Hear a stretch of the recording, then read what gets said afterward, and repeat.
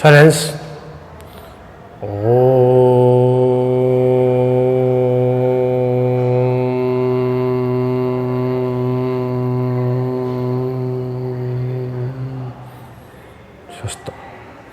Good morning, students.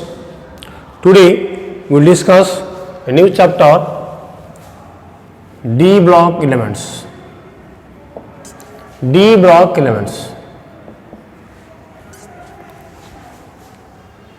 In the class 11th, already we discussed about the periodic classification of elements, where we discussed how the elements are classified into different groups and different periods. Also, we discussed how the elements are classified into different blocks: S block, P block, D block and F block. So, we have seen that the S block elements are present extremely left of the periodic table. The P block elements are present extremely right of the periodic table, whereas the D block elements are present in between the S and P block, and the F block elements are present below in the periodic table. Now, today's class we will discuss about the D block elements, that means the elements which are present in between the S and P block of the periodic table. So, first of all, what are the D block elements? The D block elements are the elements where the last electron enters into the n-1 D subcell. Okay, which is to be your penultimate cell. That means the last but one cell.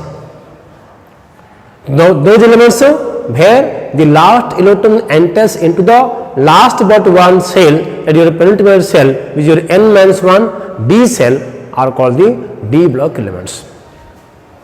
Okay. For example, if I write the example, suppose scandium Sc21, I have argon 18, 4s2, 3d1. Here this is the 3d n-1 D subcell, and the last electron 1 is entering into the n-1 D subcell. Okay. So, your iron 26, argon 18, 4s2, 3d6. Okay. So, 18 and 4s2 is the outermost cell.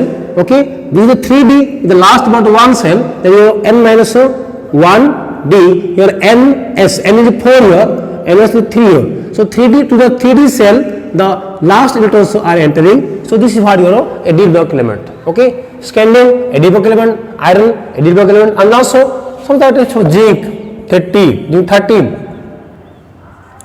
or suppose copper 29, we have argon 18, your 4s1, 3d 10. So, here you see 4s1 then 310, that means the last electrons are entering the 3d n-1 D cell.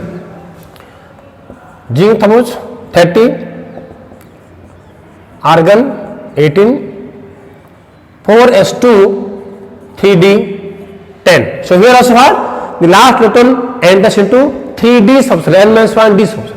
Okay. Now, see, so in these elements and many others are also there, the last electrons are entering to the n-1 D subcell. So, these are called what? D block elements. The D block elements where the n-1 D subcell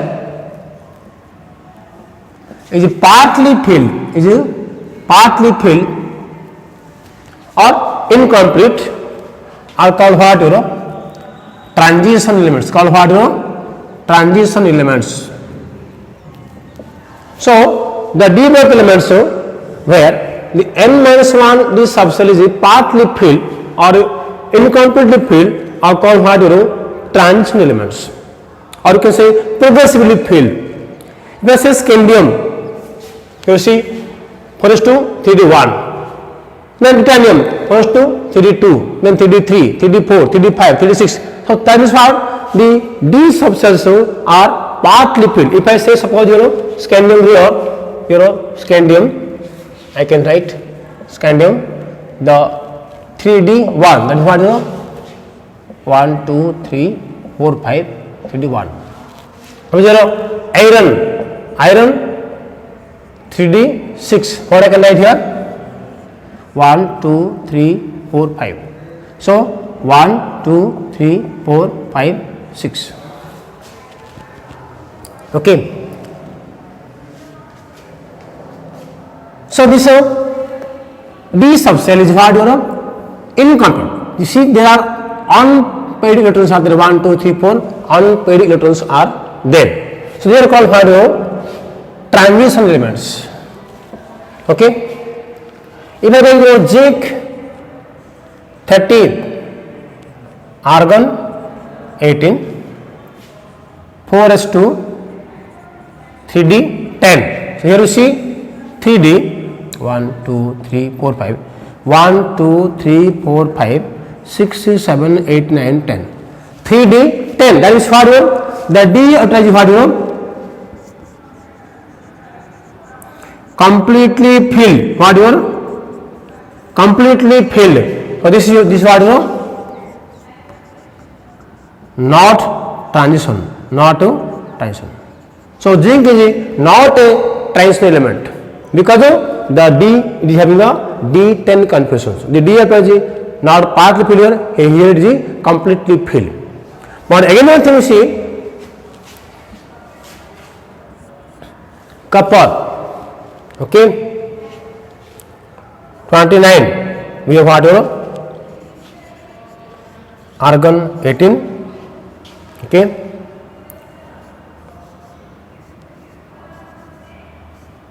(4s1) 3d10. So you will see copper is having 3d10 configurations. So it's just like zinc is completely filled. So what no transition. Copper also what 310 in its ground state to no transition, but actually this is transition. Okay. So those elements where the electronic configuration in the ground state is incomplete or in the common oxidation state it is incomplete, that is called what transition elements. So here you see copper, Cu2 plus is the common oxidation state of copper, Cu2 plus. Here what is here argon 18, then what 3d9 4s0. That means in the common oxidation state of copper it is 3d9, that means what incompletely filled. So it's also what transition elements. Okay. So those elements where the electronic configuration in the ground state is incompletely filled d orbital, or in the common oxidation state we have the incompletely filled d orbitals, that are called transition elements. And those elements where in the ground state or in the common oxidation state the d orbital is completely filled are not regarded as transition elements. So here you see zinc, cadmium, mercury, zinc, your 3d10, similar cadmium 4d10, your mercury 510. So these elements are having the D10 configuration in its ground state and also in the common oxidation state. So these are not regarded as transition elements. So that your zinc, cadmium, mercury are not transition. But in case of copper, again though the ground state is 310, but the common oxidation state Cu plus 2 is having 3d9, that your incomplete d orbital. That's why copper is also a transition elements. So what you can say,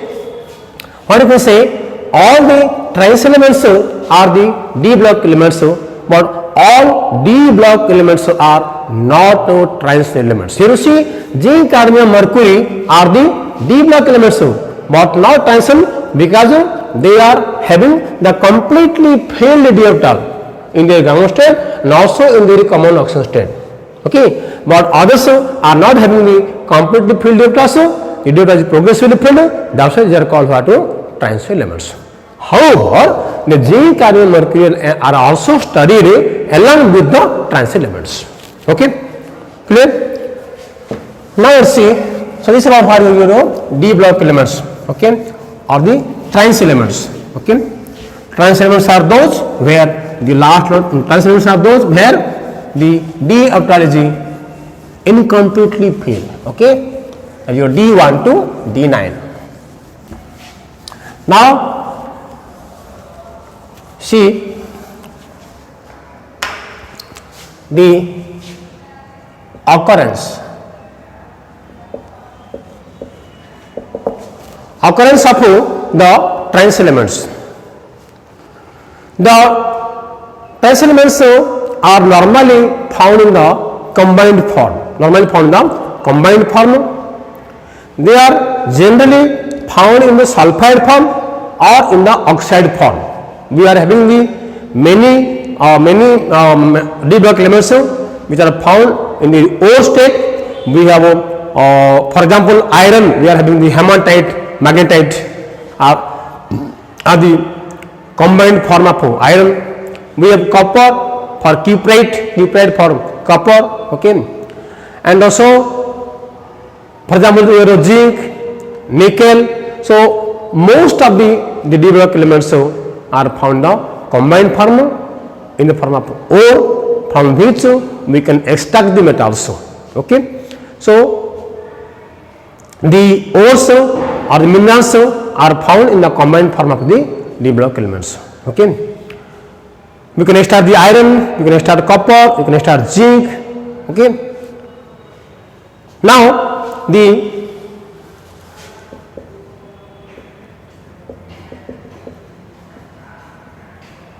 electronic configuration. We have the D block elements having your general configuration n-1 D 1 to 10 NSO 1 or 2. The D block elements is having the general configuration of n-1 D 1 to 10 and NSO 1 or 2. Okay, see, and we have the 4 series of D block elements. We have 3D series, we have 4D series, we have 5D series, and we have 6D series of elements. So 3D series we have 3D 1 to 10, 4SO 1 or 2, 4D series, okay, 4D 1 to 10, 5SO 1 or 2, 5D series 5D 1 to 10, 6SO 1 2, and 6D or series 6D 1 10, 7SO 1 or 2. Okay, see 3D series you have scandium 21 to your zinc 30, scandium 21 to zinc 30. Okay, and here we have the suppose your scandium, okay, 21 for argon 18, 3D1 4s2. Okay, similarly we can reach for your zinc 30, we have argon 18, 3D10, 4s2. And here if I have a 24 chromium 24, I have argon 18, 4s2, 3d4 actually, but should be, but what is happening here? 4s1, 3d5. So there is a ancestral configuration. Similarly, we have a copper 29, argon 18, should be 4s2, 3d9, but actually it becomes what 4s1, 3d10. So this is what n-1 D 1 to 10, n-1 scandium 3d1, then titanium 3d2, then vanadium 3d3, then chromium instead of 3d4 become 3d5, 4s1, 3d5. That is what ns1 or 2 given here. So here we see ns1, ns2, here ns1, ns1, and n-1 d5 here. Similarly, when I am coming to next chromium, manganese, iron, cobalt, nickel, copper. So after this chromium, manganese your 3D, 4:35, iron 4:36, okay. Then cobalt, nickel, copper, we have had 4:1, 3D, 10. So here the chromium and copper is having your exceptional electronic configuration. This is because of what your extra stability of half filled and completely filled d orbitals. Here you see chromium, I am getting for 4:135, I am getting 4 half filled and 35 your half filled, and this half filled d orbitals is giving you extra stability to this configuration. Similarly, here in copper, I am getting 310, which is completely filled d orbitals. This gives you extra stability. So in each series we will see this one and this one is having the exceptional configurations. Okay, so chromium and copper are having the exceptional configurations, so others are having the normal one. Okay, similarly you can go for your 40 series,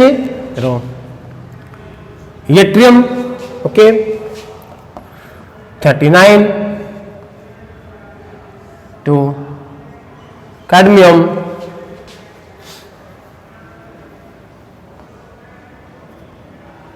cadmium 50, 39, okay, 48. Okay, so we yttrium 39 to cadmium what do the 38. Now here same thing happens for here. What will happen? So for 3D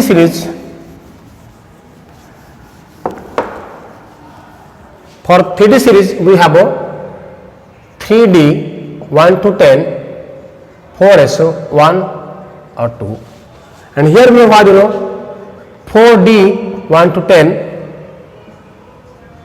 5S 1 or 2. Similarly, next 5 is lanthanum 57 and HF 72,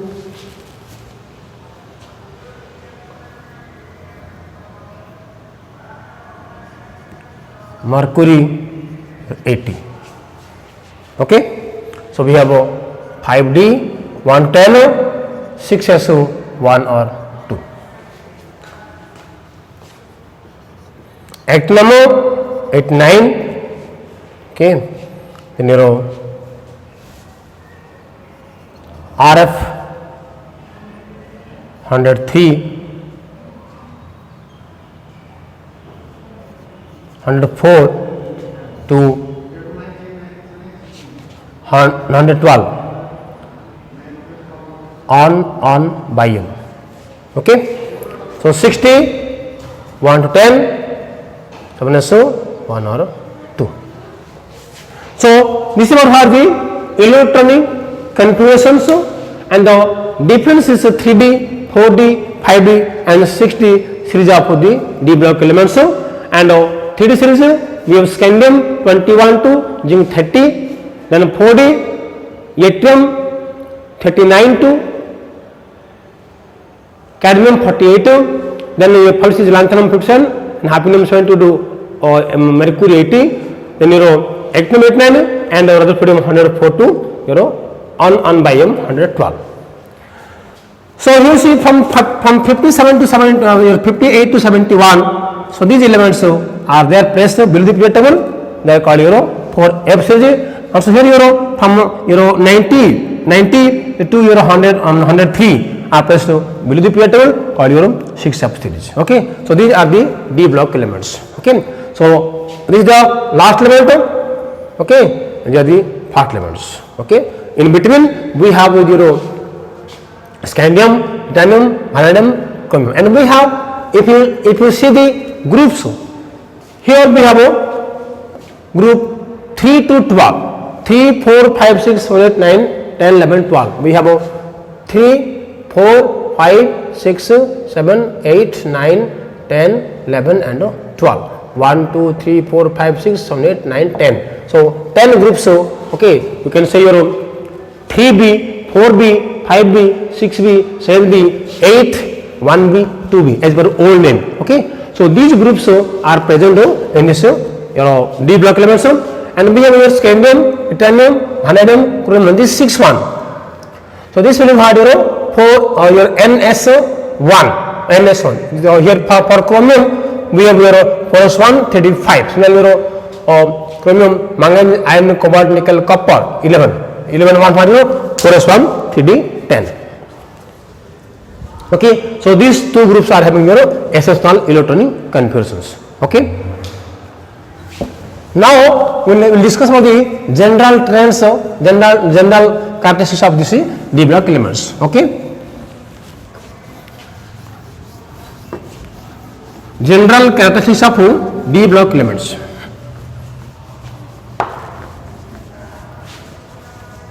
If write now the general characteristics of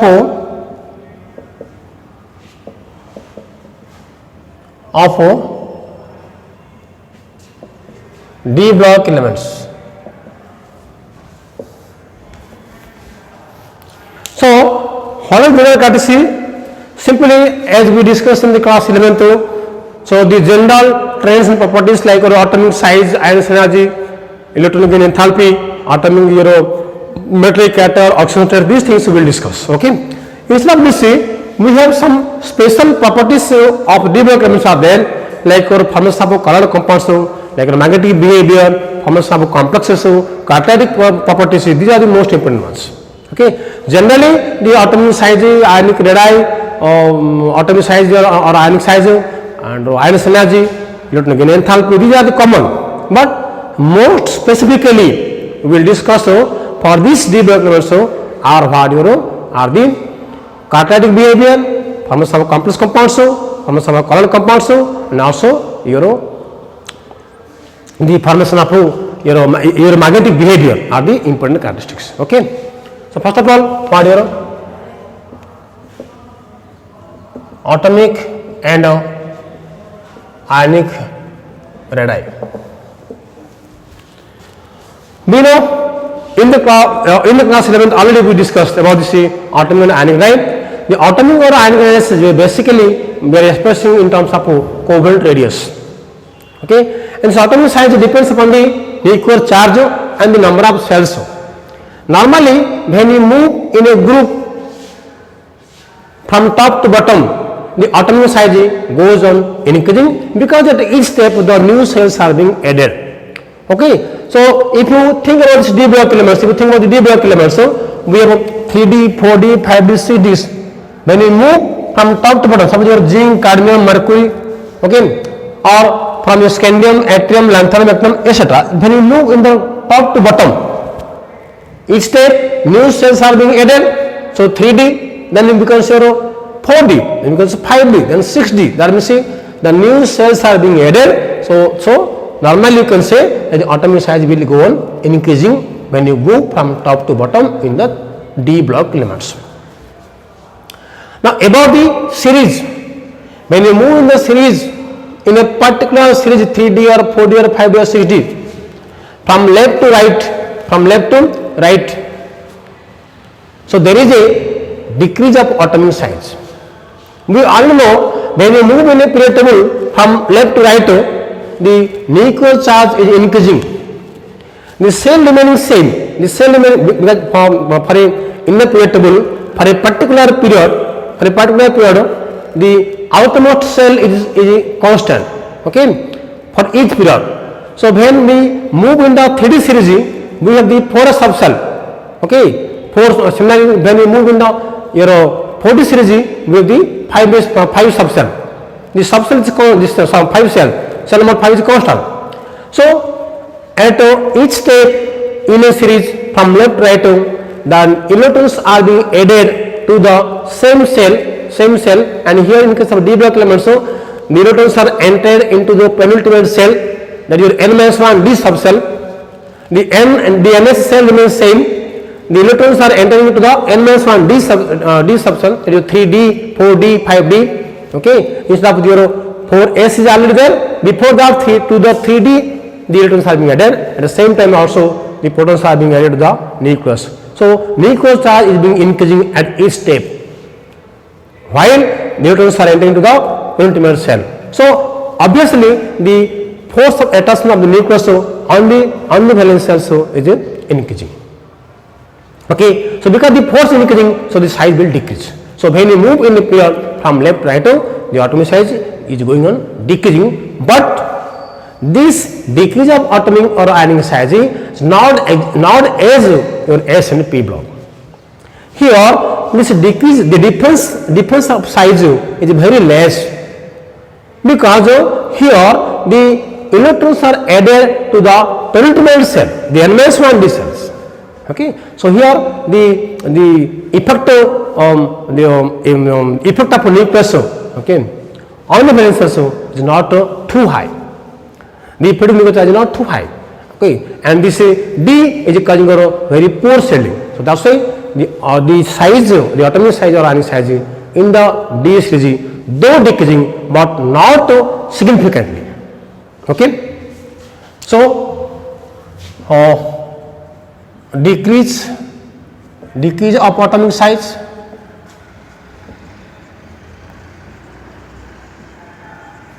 along this series, but not significantly. Okay, and increase of atomic size on the group from top to bottom. Okay. So this is your atomic and ionic radii. Clear? Now next we will discuss about the ionization enthalpy. Okay.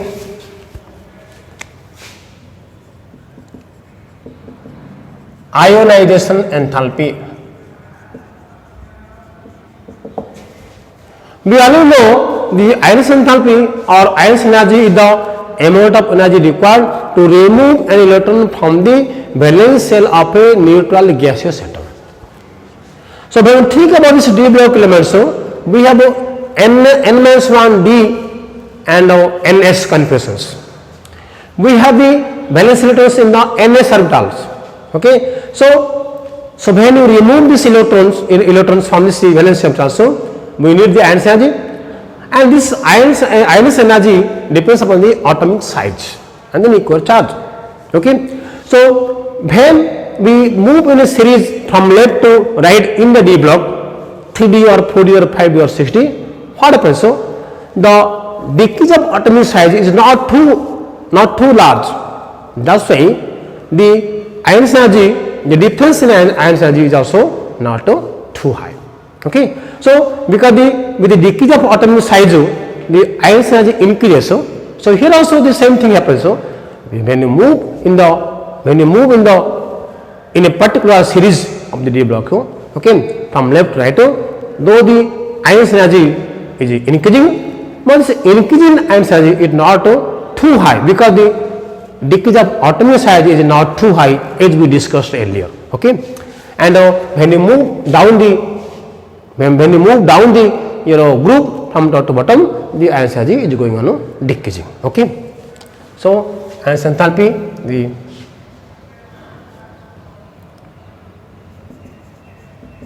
ionization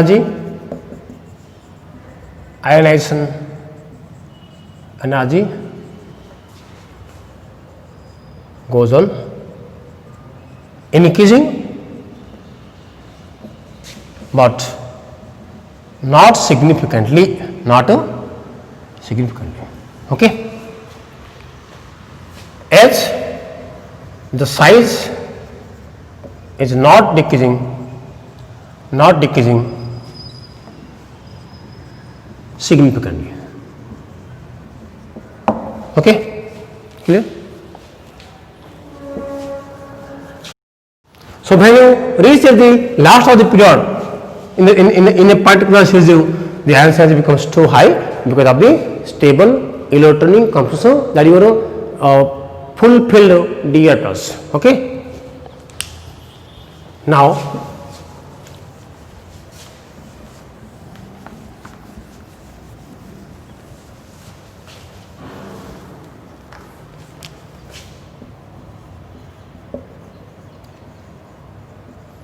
electropositivity and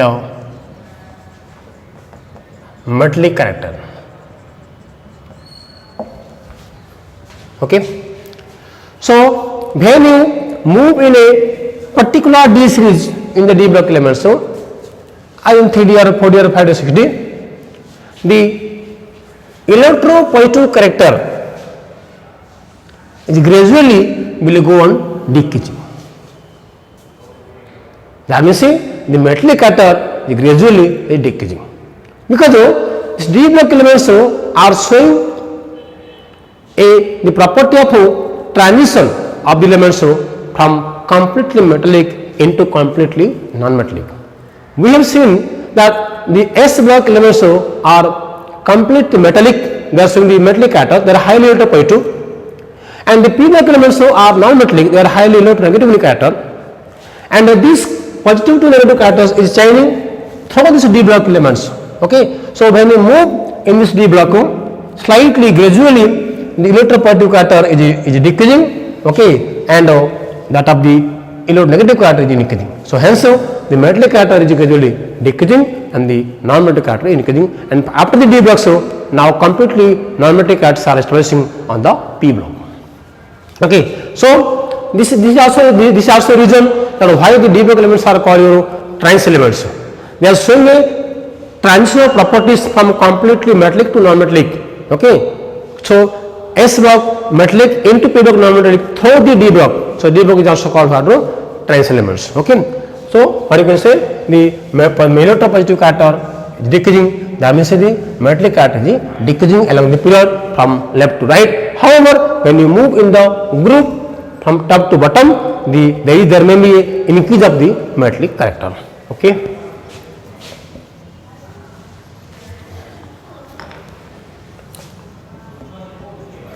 Oxidation state. Okay, so the D block elements are showing what? Variable oxidation state. Variable oxidation state. So because in the D block elements we have N-1 D orbital is progressively filled, and NS may be 1 or 2 neutrons, and in the formation of the compounds here the D block elements electrons of both NS and N-1 D are taking part. We have N-1 D orbitals progressively filled, okay, and also we have NS1 or 2. Now when the D block elements are forming compounds, for the formation of a compound, both the NS and N-1 D electrons are participating. That's why the D block elements are showing a variable oxidation state. Okay, and then we say there is a range of oxidation states, plus 1, plus 2, plus 3, plus 4, plus 5, and up to plus 7 oxidation states are showing by these elements. So generally, when you move in a period from left to right, the oxidation state first increases. Okay, plus 1, plus 2, plus 3, plus 4. Okay, and up to manganese. Okay, there is an increase of suppose in 3 series: scandium, titanium, vanadium, chromium, manganese.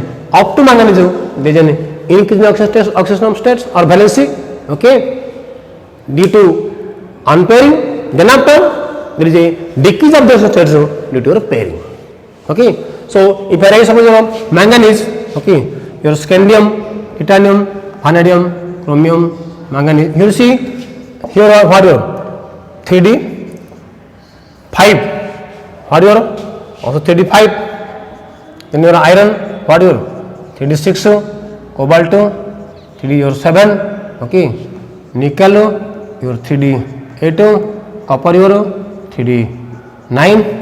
So here you see 3D 5, that is what your 1, 2, 3, 4, 5. So from scandium to come this is form 1, 2, 3, 4, 5.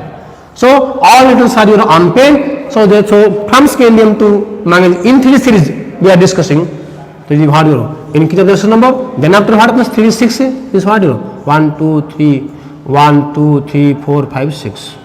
So there is pairing starts. Again what you? N1 will pair, then N1 will pair. So after this manganese, the pairing will start, hence the oxygen state will decrease. And manganese in the 3 stage, manganese is showing a highest oxygen state of plus 7. Okay. So because there the 3D 5 electrons are participating and also the 4s. Okay. So both S and D are participating. Now 4s2, 3D 5. If all the 4s and 3D electrons will participate, so we have the plus 7 oxygen state. So manganese is showing the highest oxygen state of plus 7. Okay. And the important thing to remember here is a particular element can show an oxygen state of more than 1. Okay. So iron can have a Fe, can have your Fe plus 2, can have your Fe plus 3. Okay. Copper can have copper plus 1 or plus 2. Okay. So these are called variable oxidation state because they have the vacant d also. Okay. So these d also can transit, hence they can show a number of oxidation states. Okay.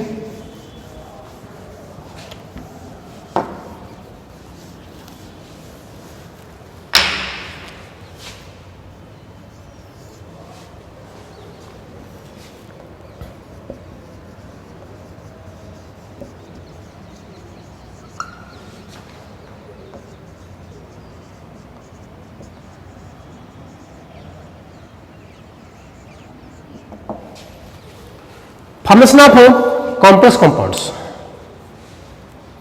See, for the formation of a complex compound,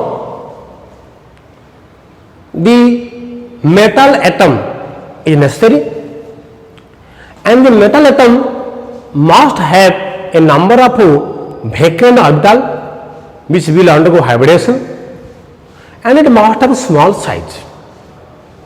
So when the metal atom is having a number of vacant orbitals, these vacant orbitals can hybridize, and that vacant hybrid orbitals can accept lone pair of electrons from the ligands, so that there will be metal ligand bonding and we have a complex compound. Okay. So for the formation of the complex compounds, the ligands are donating the electron pair to the vacant orbitals, and that vacant orbitals are available in the case of d block elements. So d block elements are having the vacant d orbitals, and also they are having a small size. We have already discussed the decreasing atomic size. Okay, along a particular d series is very small. So due to small size of the metal cation and availability of a number of vacant d orbitals, the d block elements are capable of forming bonds, are capable of accepting the pair of electrons from the ligands. That's why the d block elements can form a number of complex compounds. Okay. For example, what now? If I have K4 FeCN6, we have FeCO5. We have NiCO4, and here see in this case the metal atoms are having the zero oxidation state. Iron pentacarbonyl, nickel tetracarbonyl, these are here. Nickel and iron are in what? Are in zero oxidation state. That means the oxidation state of transition dimension can also be 0. Maximum plus 7. They can also show the state of 0. Okay. So here the different kind of complexes. Now the complex compounds are formed by the metal atoms of the d block because they have a small size and also they have the availability of vacant d orbitals. Okay. Then another one we will discuss what is the formation of colored compounds.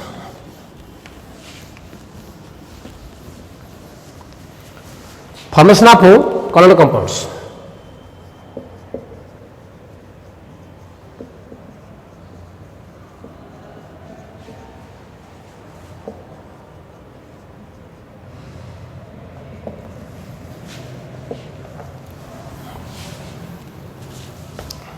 So we already know that the d block elements, in d block elements we have the d orbitals, we have two types. What are T2g and Eg.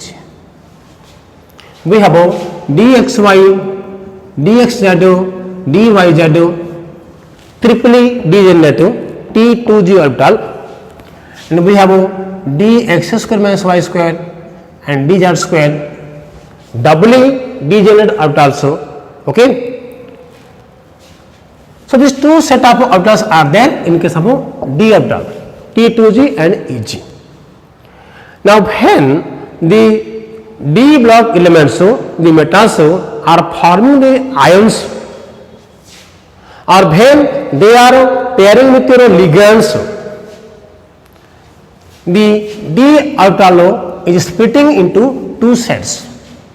The T2g and Eg will have a small difference of energy.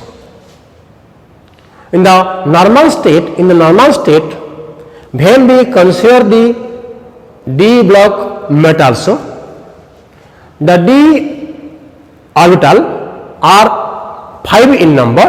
Okay, out of that we have T2g3 and Eg2.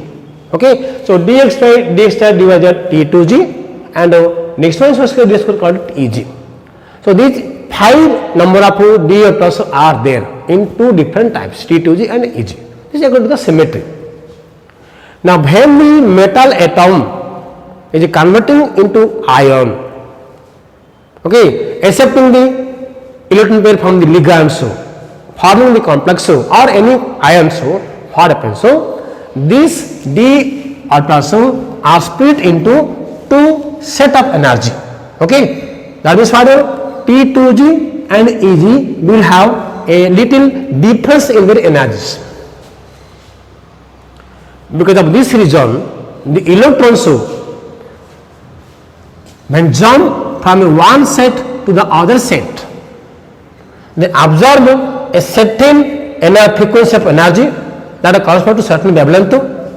Okay, and this absorption corresponds to what? A certain complement frequency, and hence we are observing a complement color. And here what happens? d transition occurs here. So we have here what? d transition occurs. That means one d to other d, T2g to Eg or Eg to T2g, because we are having difference in energy. So when the light of certain radiations will pass, the electrons will absorb a certain energy or frequency that corresponds to certain wavelength, it will promote to the other state, and this absorption of energy will correspond to again a certain color. Okay, and we will find a complementary color, and this due to what?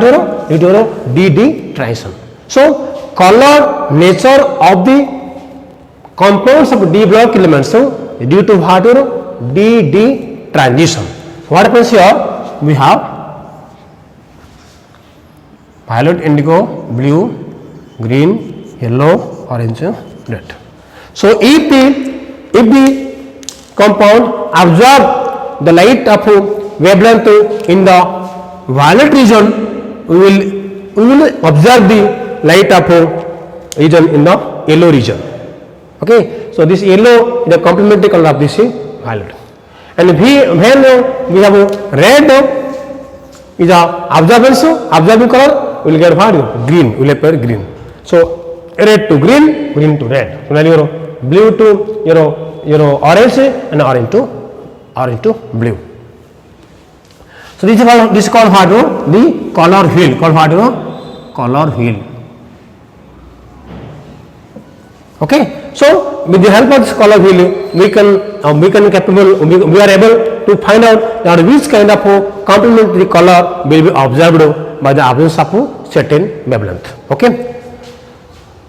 So this is the reason why the d block elements are colored in nature. So color compounds is due to what? d transition. Okay. Then what?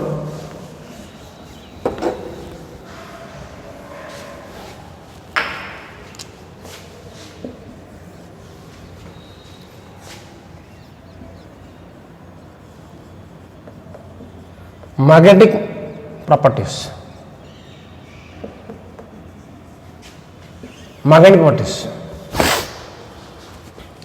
So we know in any element, if you consider an atom, the electrons are revolving around their own axis as well as revolving around the nucleus.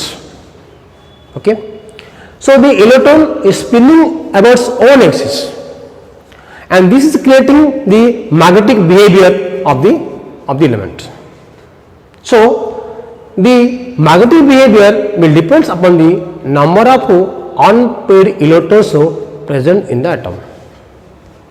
Okay, with the increase of the number of unpaired electrons, the magnetic nature increase. That means the magnetic moment will increase. Okay, so because in d block elements, we have already discussed that d orbital is progressively filled. It is progressively filled. It is having the vacant d plus. It is having the vacant d plus. We have d1, d2, d3, d4 configurations, d5 or d6. We are having a certain number of unpaired electrons in the d orbitals. So these unpaired electrons are responsible for the magnetic behavior of the elements. Okay, and this you can calculate how mu is equal to root over n into n plus 2 bm. Mu is what magnetic moment,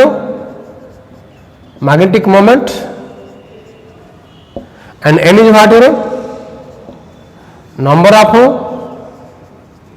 unpaired electrons. Bm is Bohr magneton. Okay, for example, if see, if I consider Fe26, what argon 18, then you are 3d 6 4s2, 3d 1 2 3, so 1 2 3 4 5 6. So you see 1 2 3 4, n equal to 4. Okay, so number of unpaired n equal to 4, therefore mu equal to root over n into n plus 2 equal to what? Root over 4 into 4 plus 2 root over 24 equal to what? 4.90 bm. So the magnetic moment of Fe here what will be 4.90 due to what? 4 number of unpaired electrons.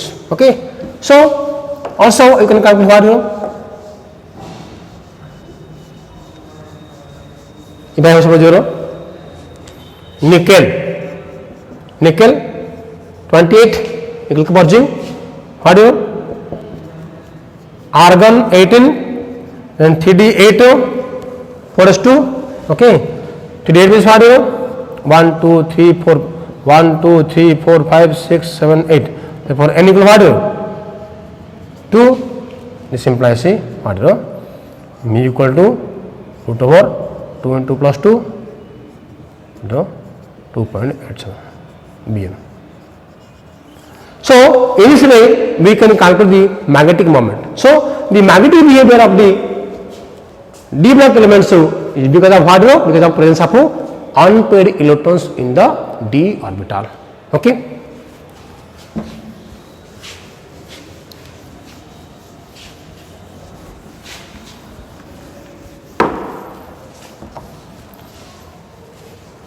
Number 8.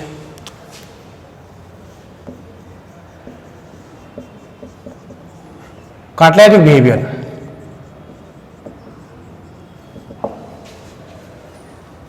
See, catalysts are substances which can accelerate the rate of the reaction, and these catalysts are actually showing an alternate path to the reacting species where the activation energy is lower, and those substances which can accommodate more amount of reactants, okay, that can behave as better catalyst. So you see, in case of d block elements we have vacant d plus. These vacant d plus and due to your variable oxidation states, the d block elements can accommodate more and more amount of reactants, so that the rate of the reactions will increase. That means the d block elements can behave as a catalyst.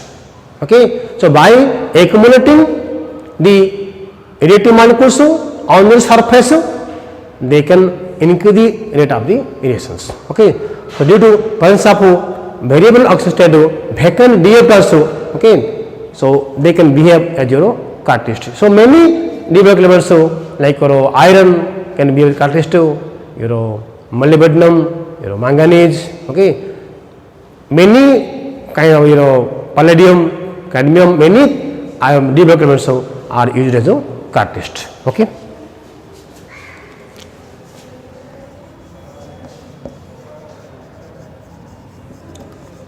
Formation of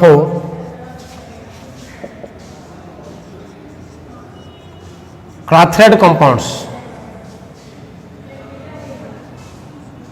Okay. So when you consider about the d block elements, we are having basically the d block elements are the metals, they have the metallic luster, and they are having the crystal lattices, they are having crystalline structure. So in the crystal lattice we have the small void spaces, small lattices are there. In that lattice sides or the void spaces, small elements like hydrogen, carbon can be inserted. Okay, and the compound formed by this way are called what? Clathrate compounds. Okay, so hydrogen, carbon like TIC. Okay, so here are the small elements like carbon or hydrogen are entrapped on the lattice sides or the void spaces of the d block elements, and such compounds formed are called clathrate compounds. Okay, so the d block elements are formed the clathrate compounds due to their lattices, the crystalline structure which possesses the vacant space or the void spaces. Okay, this is all about your the d block elements. Okay, in the next class we will discuss about the group 8 elements. Okay, thank you.